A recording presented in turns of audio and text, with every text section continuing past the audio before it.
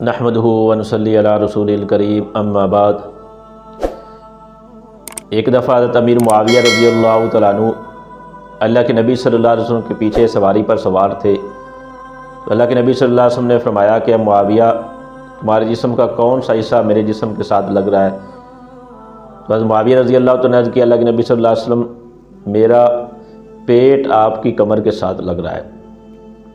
تو اللہ کے نبی صلی اللہ علیہ وسلم نے دعا دی، اللہم املہ علما، اے اللہ تو معاویہ کے پیٹ کو علم کے ساتھ بھر دے۔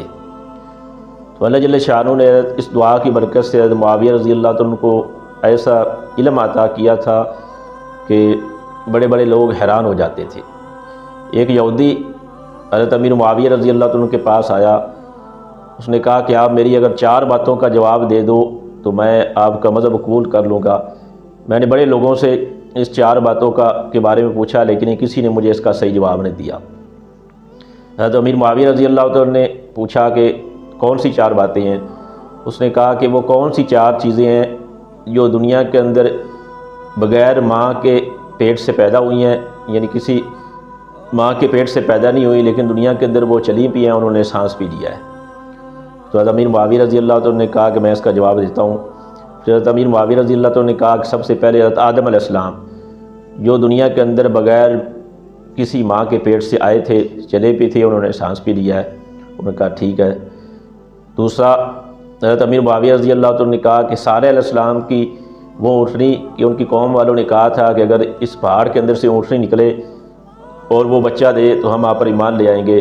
وہ پہاڑ پھٹا تھا اور پہاڑ کے اندر سے اونٹنی نکلی تھی، وہ اونٹنی جو پہاڑ سے نکلی تھی وہ بھی کسی ماں کے پیٹ سے نہیں نکلی تھی، اس نے بھی سانس لیا تھا، چلی بھی تھی۔ اس نے کہا یہ بھی ٹھیک ہے۔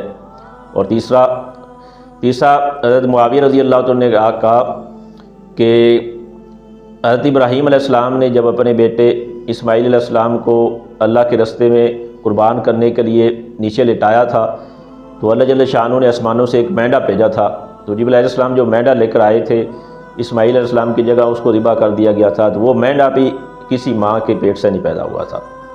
اس نے کہا یہ ٹھیک ہے۔ اور چوتھا تو حضرت امیر معاویہ رضی اللہ عنہ نے کہا کہ چوتھا یہ کہ موسیٰ علیہ السلام اور ان کی قوم کا جب مقابلہ ہوا تو جادوگروں کا مقابلہ ہوا تو جادوگروں نے اپنی رسیاں پھینکی، وہ ساری سانپ بن گئی۔ تو موسیٰ علیہ السلام نے اپنا عصا پھینکا تو وہ عصا جو سانپ بن گیا تھا وہ بھی کسی سپنی سے پیدا نہیں ہوا تھا، یعنی وہ بھی کسی ماں کے پیٹ سے نہیں نکلا تھا۔